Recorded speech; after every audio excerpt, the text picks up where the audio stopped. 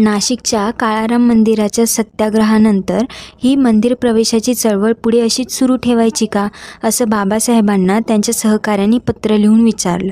पण त्यावर बाबासाहेब म्हणाले, आता मी जे उत्तर देईन ते ऐकून कदाचित तुम्हाला आश्चर्य वाटेल, कारण ज्याने चळवळ सुरू केली तोच आता चळवळ बंद करा असं म्हणणार आहे.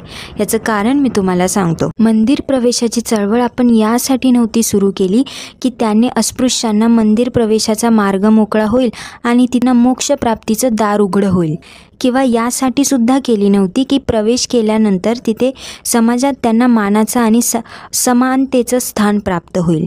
या उलट ही चळवळ आपण अस्पृश्यांना मानवी हक्कांची जाणीव प्राप्त व्हावी आणि ते हक्क मिळवण्यासाठी त्यांच्यात प्रतिपक्षाशी सतत झुंजत राहण्याची चेतनावृत्ती निर्माण व्हावी यासाठी होती. आणि मला वाटतंय हे ध्येय आपण साध्य केलेलं आहे, कारण या सत्याग्रहामुळे महाराष्ट्रातल्या आणि हिंदुस्थानातल्या अस्पृश्य लोकांमध्ये मानवी हक्कांबद्दल झगडण्याची ईर्ष्या आणि प्रवृत्ती निर्माण झाली आहे. आणि याच्या पुढची पायरी बाबासाहेबांनी सांगितली ती म्हणजे शिक्षण. शिक्षणाने ते मार्ग मोकळे होतात जे भल्या भल्यांना जमत नाही. त्यामुळे शिका, संघटित व्हा आणि संघर्ष करा. हा व्हिडिओ तुम्हाला कसा वाटला कमेंटमध्ये जरूर कळवा आणि हा जास्तीत जास्त लोकांपर्यंत शेअर करा. धन्यवाद. जय भीम. नमो बुद्धाय.